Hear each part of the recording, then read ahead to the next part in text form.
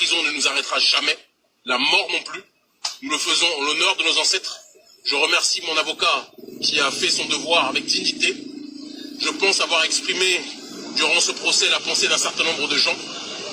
Nous réfléchirons sur l'opportunité de faire appel. Mais j'ai envie de dire aux autorités, à nos présidents, que la prochaine fois, il faut qu'ils réfléchissent à 2 fois avant de nous arrêter de cette façon. Parce que nous avions déjà été grandement entendus lors de la conférence. En nous persécutant de la sorte, on a entendu 10 fois, voire 100 fois plus par la jeunesse africaine.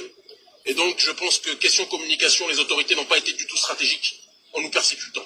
Je regrette enfin, pour terminer, que pour quelqu'un qui est un libre penseur, qui défend les droits de ses semblables, on se sente obligé de l'humilier et de l'enfermer dans une cellule où il n'y a même pas le minimum vital pour un détenu, parce que normalement tout le monde a le droit au moins à des toilettes, à un lieu un minimum décent.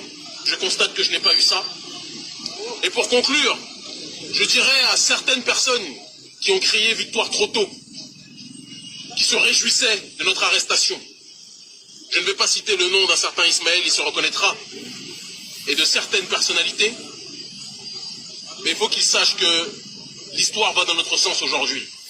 Que la jeunesse africaine n'est plus décidée à se laisser marcher dessus.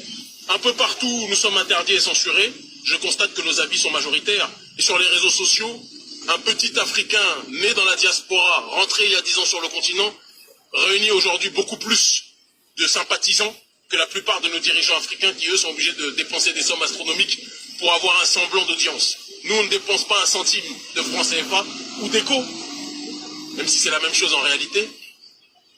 Pour avoir une audience, les gens nous entendent parce qu'ils savent que le message que nous donnons, que nous transmettons, est un message de dignité, un message de sincérité, et que nous irons au bout. Ce n'est pas le combat de Kémy Séba, je tiens à le préciser, parce qu'on a essayé de personnaliser la thématique. C'est le combat d'une jeunesse africaine et diasporique, parce que dans les Caraïbes aussi, ils se sentent colonisés, qui en a marre qu'au XXIe siècle, on nous parle des droits de l'homme, mais que nous soyons toujours colonisés. On a parlé du franc CFA au départ, l'intelligentsia africaine nous a considérés comme des fous, comme des populistes. Ils se sont moqués de nous. Aujourd'hui, les mêmes qui se moquaient de nous sont obligés de prononcer face caméra à côté de Macron qu'il faut changer en partie, pour nous ce n'est pas suffisant, mais changer en partie le franc CFA. C'est parce que nous avons mis la main dans le cambouis qu'on en est arrivé là.